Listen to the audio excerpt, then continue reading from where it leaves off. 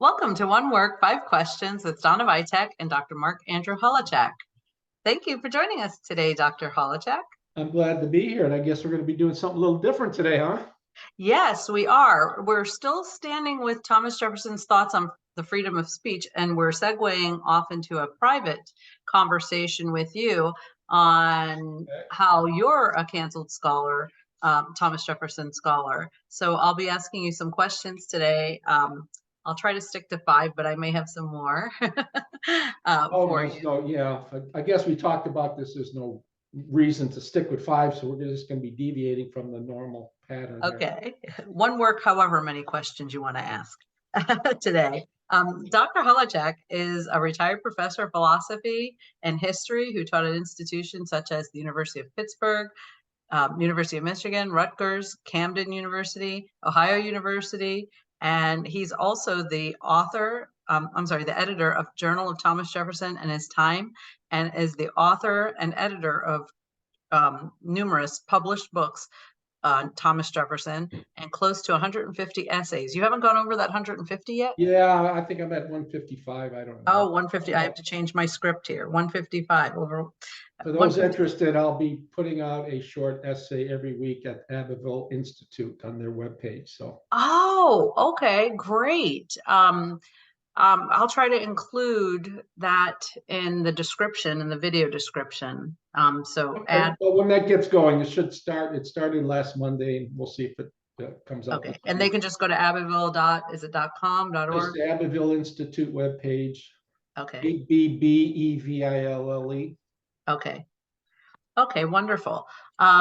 So that's another way you can find Dr. Holowchak's marvelous, fantastic work. If only I could write like you. Dream. This week's episode is a spinoff of last week's discussion on freedom of the press. This is a very important discussion as a Thomas Jefferson scholar and historian. There's no place for presentism in the or political narratives in the reporting of history. The way history is done in the present day is changing the fabric of our country, and not in a good way.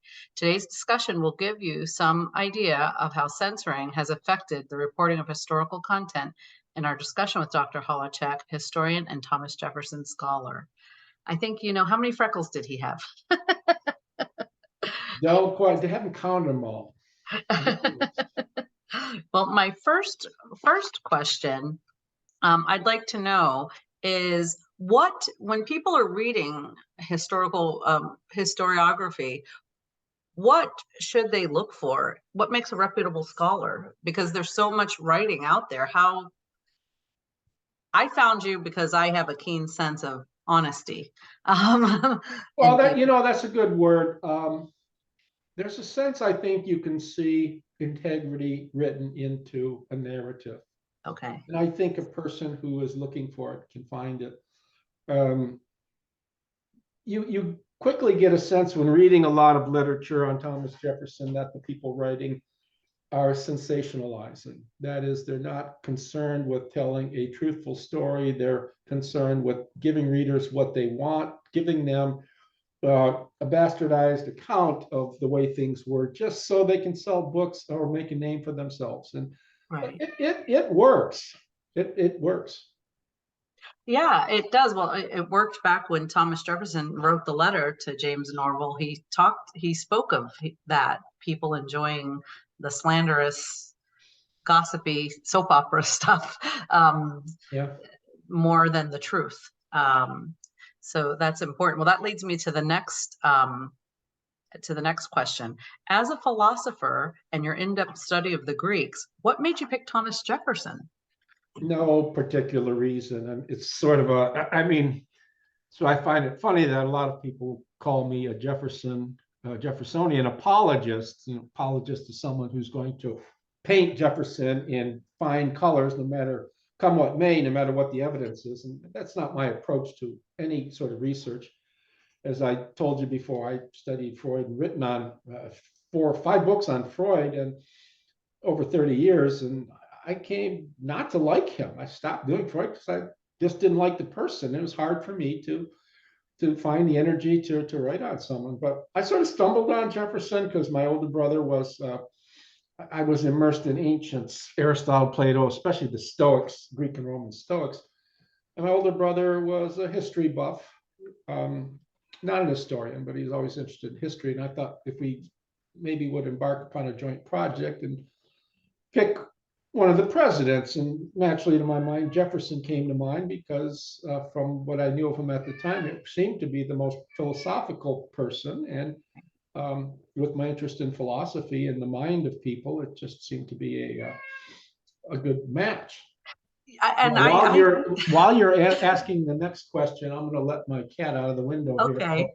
Well, I just want to say I definitely agree. The more I've learned about Thomas Jefferson and how he studied the classics and Success, he jumped out the window. it's you two are you are the perfect match to it's a perfect match, but it's just a lot of fun doing him. He's not the most exciting person because, as I've said before, he had a he was not funny at all. And when he had a sense of humor, there's no question, but it was sort of dark and dry and highly inaccessible. I guess I understand his humor because mine is similar. I express myself humorously many ways oftentimes, but oftentimes in ways that most people are not even aware I'm trying to be funny. I suggest he was the same. So we're alike in that regard. And we're also alike, and I do not say this to pat myself on the back or anything, but we're also alike in having many interests. As a Greek and Roman scholar, I studied to a larger and less extent, 7 different languages, including English. So I was a Greek and Roman, a Latin scholar, and I studied those languages. He loved those languages, and so did I. I liked, despite the fact I was a Greek scholar, I liked Latin especially.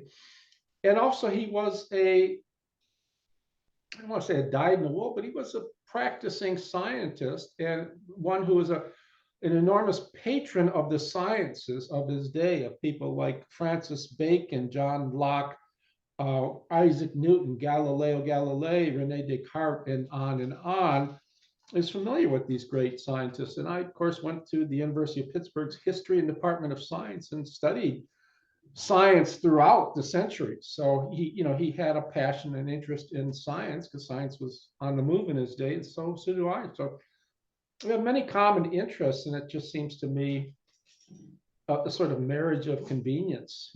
My interest in him is just that I'm interested in so many things in which he was interested. Philology too. He loved languages. I do believe that will help you to be a better Thomas Jefferson scholar, to understand his mind, his thinking, his thought processes, everything, because you're very much aligned in interests. So I think you'll understand him better than someone. Yeah, I agree. I think, he was omnivorous. He read everything. He was interested in anything whatsoever that had held the promise of advancing human beings' well-being. That said, so whatever he was not interested in metaphysics and religious dogma and things like that, because talking about how many angels can fit on the head of a pin just wasn't interesting to him. We're talking about the triune Godhead, that 3 gods in one. He's trying, how can you make any sense of there being 3 independent persons, but yet they're all wedded into one person? And don't talk to me about stuff like that. It's nonsense. And so in many respects, he wasn't interested in things that couldn't be resolved through intelligent discussion. So he was interested in science and history and things like that. Oh, I love learning about him. Question number 3.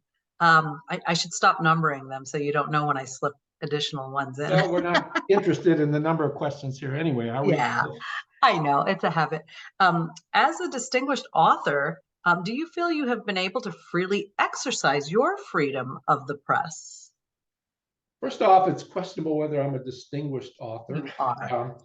I mean, distinguished, if by distinguished you mean, celebrated by all Jeffersonian peers. No, I'm largely execrated by other Jeffersonian scholars simply because I I don't buy into the Sally Hemings myth, and I don't buy into destroying Thomas Jefferson today, talking about racialization of everything and talking as a slave owner.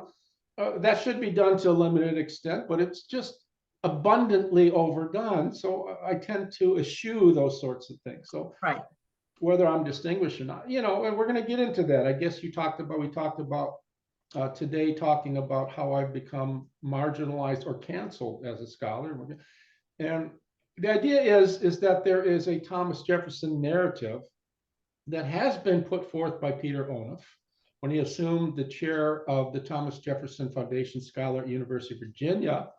And he was noted for hating Thomas Jefferson. He wasn't shy about it. He had a statue of Jefferson in his office with a baseball hat turned backwards and a sign saying "My meal ticket." So he was proud just to say, that Jefferson was his way of making a living, making a handsome living. And yet he did it by denigrating Thomas Jefferson at every chance he could get. It's a sort of sad tale, because I think in the decades where he was Thomas Jefferson Foundation Scholar at UVA, he did everything he could to turn the whole institution, which hates him today, against Thomas Jefferson, and turn Charlottesville against Thomas Jefferson. They don't even celebrate his birthday anymore for the past few years because he was a racist rapist. So if you don't buy into that narrative, I think, I've studied the science of race in Jefferson's time. Mhm. It was a new science, and scientists were starting to study race for the first time prior to the theory of evolutionary biologists. And you need to study that to be able to talk intelligently about whether someone's racist. People don't. They don't care about reading it. Just want to call someone a racist. Hey, it sells books and it gets you published. That's very sad that history has come to this. But I guess in a paper I wrote just recently, one of the historians was saying that it was a way to revive a dying profession, to create this drama. It's a sad statement when you think about it. Why is history a dying profession? If you think you have to introduce bullshit or lies to revivify something, history is not dying, and it's never going to die. It's always a fact. If it's done with integrity, we talked to that first question. Right. It's never going to be a dying profession. People want to know about. Look at the people that are diving into Ancestry.com and other websites to learn about where they came from. Right. People are always fascinating, and that's what history answers that question. That's a good analogy, with people who are using ancestry and and DNA. If history does anything, it tells us that we're all part of, in some sense, large family called the human race, and right. We're in this together, and I right. think we're learning. Everyone. And we're learning by the sort of globalization of affairs today with global warming and things that, hey, we have to work together. Right. Ukraine war, we can't afford to go to war on that large scale because people are dying accidentally through not getting food that they should be getting, and other sorts of things. It's silly. Right. The money could be spent otherwise for beneficial causes. Right, furthering each ethnic group.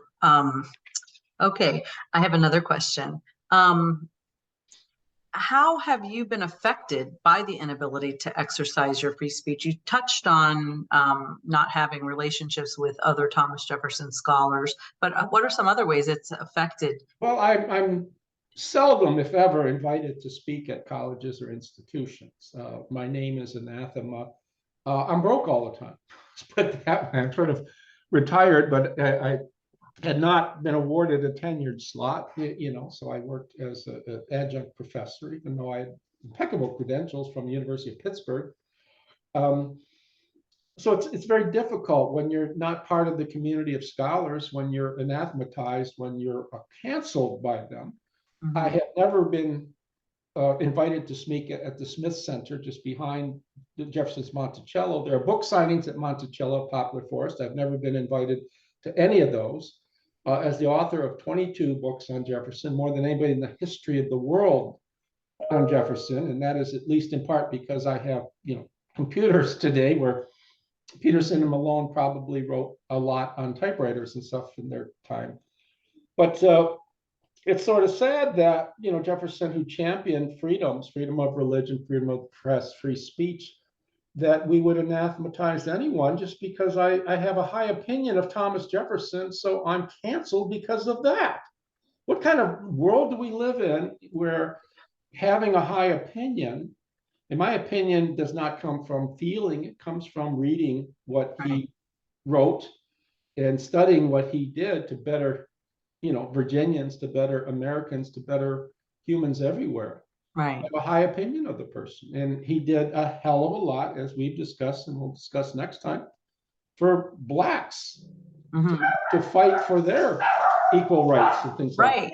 Well, it's so funny because just I think it was this morning or maybe yesterday morning, I was reading the Gettysburg Address, and Abraham Lincoln actually quoted Thomas Jefferson about all men are created equal. And he really did. By adding that, I know it's difficult for people to understand that when he wrote the Declaration of Independence and put that in there, even though everyone was not equal at that time, he put that into the universe. He put that idea out there, and now Abraham Lincoln Lincoln was floating around. He wasn't the only.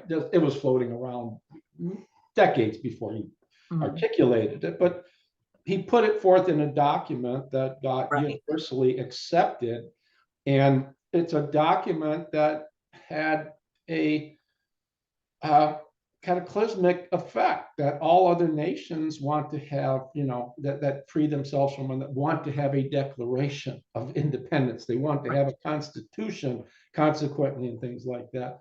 And they feel the need to enumerate the reasons why they should be independent. Look what Ukraine did in 1991, freeing itself from Russian yoke. So, I mean, this whole notion of independence is tremendously, tremendously important. And he was the father of that. He's always going to be. And that's why he's criticized, castigated today, because he wrote this wonderful document, which was a crystallization of the thought of the time of John Locke and Paine and other people. And he put it in such a very nice way that it was accessible to so many people. And that the truths that he expressed, or the ideas he expressed, were expressed in a way that all people had access to them. He wrote to all people. And that's the strength of that. So they say, well, he was also a slave owner, so that makes him someone who's a hypocrite. Well, we discussed that. There are many good reasons why he couldn't free the slaves, or he wouldn't. And one of the answers to that, because he cared about his slaves. Right. That's no different than me turning my children on their 18th birthday, just throwing them out of the house, and saying, okay, go live on your own. I mean, I wouldn't do that to my own children. The time has to be right.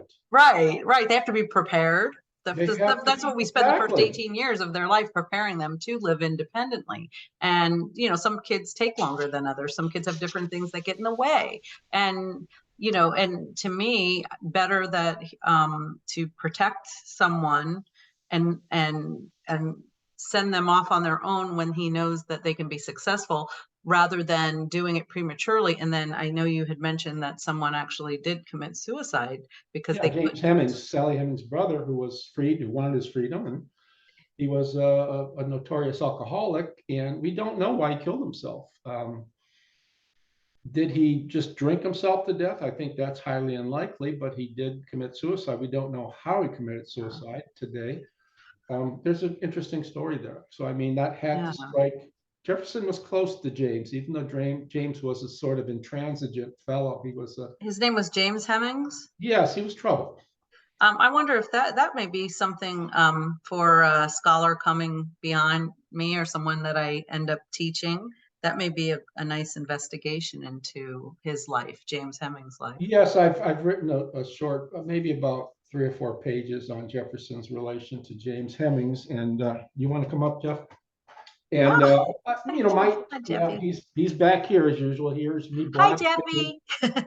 But I suggest in what I've written, and maybe we could talk about that, sometime talk about James, that there should be with all this research on Sally Hemings and it really going nowhere, the same combe repetita, the same hash keep being reheated and reheated, people saying the same things and thousands of publications that bore people to death. Why not do something on James Hemings? I think there was a strange relationship between him and Thomas Jefferson, and we don't know what that was. I think it's very interesting. I tried to get a little bit at the core of that, but of course I've done too little research on it. There was a tension between the two. There was genuine affection between the two, and there was genuine tension between the two. We'll talk more about that at some point. Wow. Okay. Though that's worth that. See, that's worth investigating. I think that's too bad that this has happened to you, because the community is missing out on so much information, and I'm glad I'm able to interview you so you can share this information, and when we have it a public access to the world to learn more about the real Thomas Jefferson. Yeah, so I mean, those persons that are watching, please like and share these videos. Yes, please do. You know, even if there's some things that we discuss or I say that with which you disagree, that's fine. I'm open to people disagreeing with me, but just make sure you have an argument or some text or something to back up your disagreement. It's not very interesting to me to say, well, I just disagree. I don't like what he said. Right. Have your facts and make sure they're facts and not rumors. Okay, and the next question I have, what has been the biggest obstacle as a Thomas Jefferson scholar? Something you didn't, when you became a Thomas Jefferson scholar, you never thought this, what is the biggest obstacle? You never thought this obstacle was going to be there? The censorship. Censorship? I really never thought that. In fact, I moved over 4 years ago to Lynchburg because I knew I was being censored, canceled at Jefferson's Monticello. That went without saying.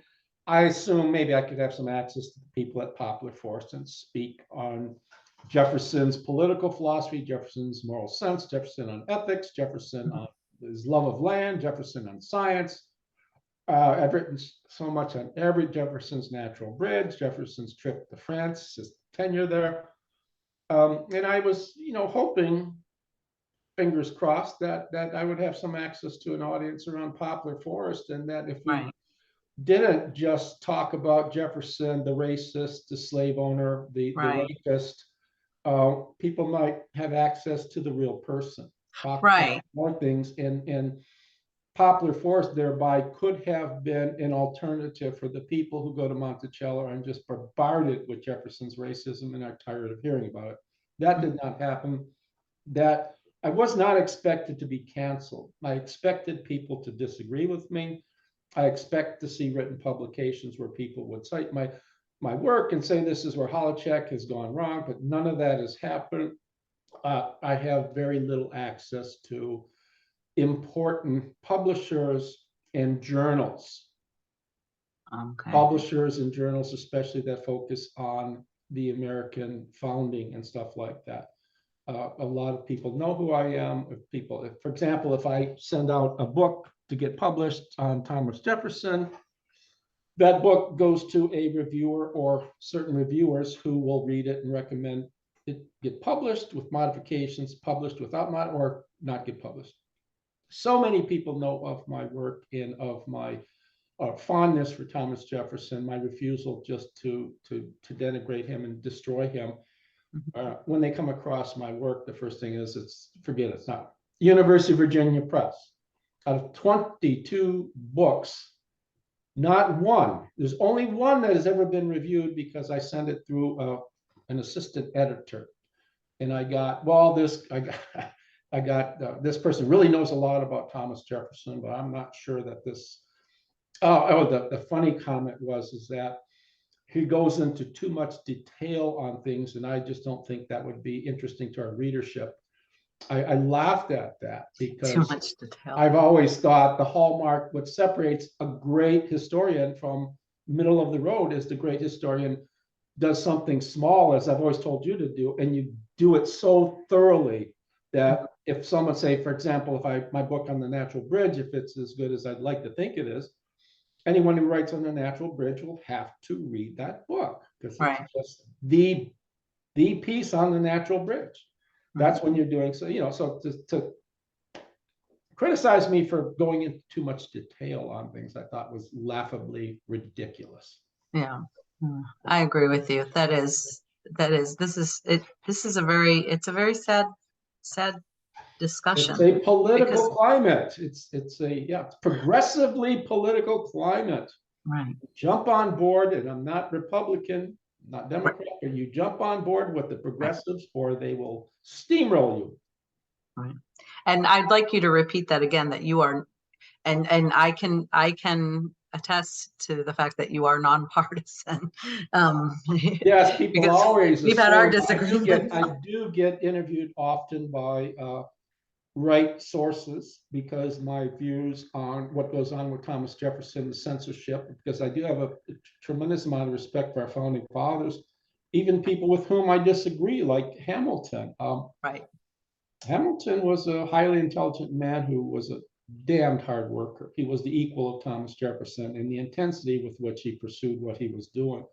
I don't agree with what he wrote, nor about how he lived in many respects, but I have respect for him. He was very young too when he was doing all of this. Well, we were all very young at some point. No, I mean when he was in the Continental, when he was writing everything, the Federalist Papers. Yeah, he was. Yeah. Well, so was Jefferson when he started off in the Congress, right? He was a very young man. Yeah, I think Mr. Franklin was the only old dude in the group. No, I'm joking. I could have been there too. Were you there? Might have been. If I could go back, I was a young man back then. I was a young man back then. I would go back to 1776 if I could go to any time in history. It would definitely be that time. I don't know where I would go. So, well, I guess you did touch on the last question I was going to ask about why you felt you have become a canceled scholar, and we touched on the political climate and what's happening in our country, and that has had a lot to do with. There's also a refusal for people to criticize other people's works, and I think that's really a sad thing. I'm a highly analytical person, which means I study. I don't do the sort of history other people do. I like to look at things Jefferson wrote or read and have a different take on it. This is what Jefferson said in this document. People interpret it this way. They're wrong for these reasons. Let's look closely at what Jefferson wrote, look at other things he wrote on the topic, like Jefferson in the Afterlife. I think I made it plain that Jefferson, in spite of many references to an afterlife, didn't really believe in one. And that's the sort of work I like to do. But I think it's so essential. It is so essential, right? Like if essentiality admits of degrees, it's essential that there be critical interaction between historians. Right? People take what I've written, expose it to analysis, and tell me what's right, tell everybody what's right about what I wrote and what's wrong with it, so we can move forward.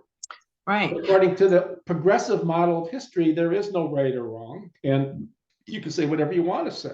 Right? Like in Hamilton, the musical, if we want to tell the world that Jefferson really was a black dude, that's cool.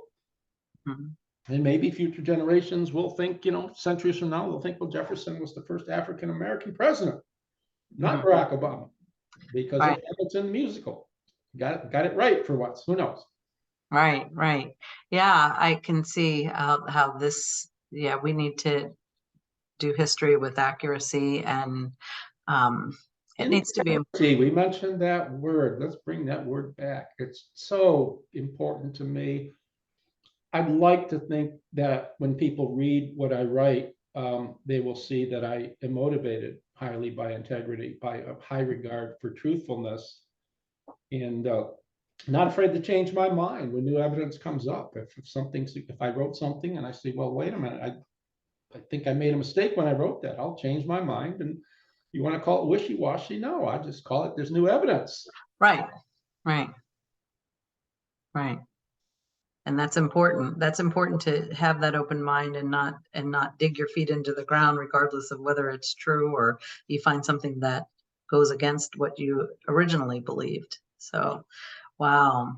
Well, I thank you so much, Dr. Holowchak, for doing this today and talking about how um, Thomas Jefferson felt about the freedom of the press and how this is now affecting you.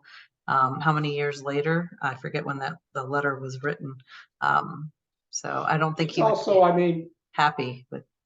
maybe I'll ask my own question here about what the future holds, what else I'm doing. I do have the book that's not yet published, The World Without Thomas Jefferson, which is a fun read, and hopefully it'll get published. I do have a book that is done, that the complete correspondence between Thomas Jefferson and Maria Cosway, an Italian woman, grew up in Italy, that he really fell in love with in 1786. And I just don't think the real story of that has ever been told. So I have a critical analysis of those letters, and hopefully when that comes out, I think it'd be best published by a Catholic publisher, because Maria Cosway's lifelong commitment, to Oh, Catholicism. And then I'm working on a book. I'm working on Ukraine right now. I'm working on something called the Holodomor, which is the famine in 1932. Fascinated as I talk to you. One of the fascinating things is I've not delved into Ukraine before, even though I'm Ukrainian. When you look at what Lenin and Stalin were doing at the time, it gives you such an appreciation for what people like Adams and Jefferson and Hamilton were at least aiming to do at the time. It's the sort of censorship that went on, the sort of autocratic leadership that Joseph Stalin had, sticking closely to the principles of Marxism, but yet whenever he felt like it, deviating. And no question that to get Stalinist Marxism off the ground, if we have to kill thousands, even millions of people have to die to bring about this great utopia. Now, there's a parallel between that and the American Revolution. The revolution was fought for freedom, but the idea was, okay, there's a difference here where people would use all sorts of, in Stalinist Russia, they use all sorts of means to accomplish their ends and would murder people and lie to people. I think the American Revolution, in contrast, was at least honest. People, Declaration of Independence was an open declaration. This is why we're fighting this war. Instead of lying about it, this is why we're fighting the war. right. We're being oppressed, and no one should be oppressed. So it really was a revolution for the people. Thomas Jefferson was a man of the people. He was fighting for all of us, all people everywhere. So you compare it, the anti-capitalism of Stalin's times and the means of justify the end sort of mentality. And my goodness, it gives you appreciation for what the founders were fighting for. Yeah. So different, so different. Yeah, I do. I have that. I wish I could go back and meet all of them. Yeah. So and the other last book I'm working on, I don't know if I'll do any more after this on Thomas Jefferson. I'm really enjoying working on Ukraine right now, giving me a different perspective. But I'm working on a book provisionally titled The Disease of Liberty. Oh, wow. Thomas Jefferson. I want to show, I don't think in any of my books, even the political philosophy of Thomas Jefferson, I don't think I get clear on just what Jefferson meant by liberty and how important how central that concept was to everything he did in life, everything he wrote, everything he did. And he was perhaps the world's greatest ambassador for liberty. So I want to get clear on just what he meant by liberty, because it was a concept that was protean and used in so many different ways at the time. What did he mean? He called, I was blown away because he said to his grandson, I think it was his grandson, not his son-in-law, Epps, that the American Revolution was a holy war. Now that blew me away. Jefferson, didn't think of holiness or religiosity in any great, but he called it a holy war. And that was the motivation for why did he use that in one instance, the only instance he ever used that term? Why did he use it to an intimate? And what did he mean by it? It was a real war. We're fighting a war for everybody's liberty. He wanted to see Jeffersonian republicanism, liberty spread out across the globe where all people can live their own lives. What a wonderful idea. Yeah, that is a wonderful idea. Well, just to circle back to the situation with talking about you being canceled, I would love if there's anybody who works for a television agency or a reporter that's watching this today, if they would take the initiative to contact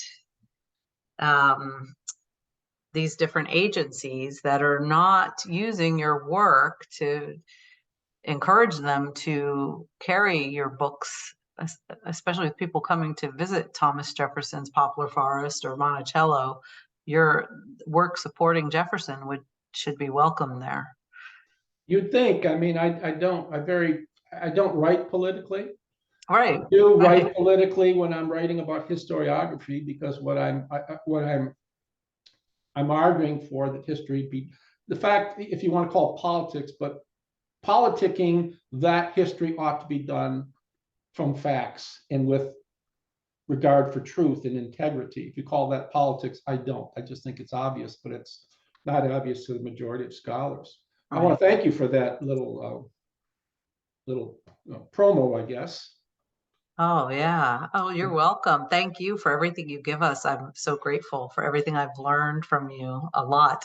And if you've enjoyed today's episode, please like and share, and let's stop the censoring of speech and the cancellation. And next week on to Jefferson, Sally Hemings, right? Oh, yes. And so then we'll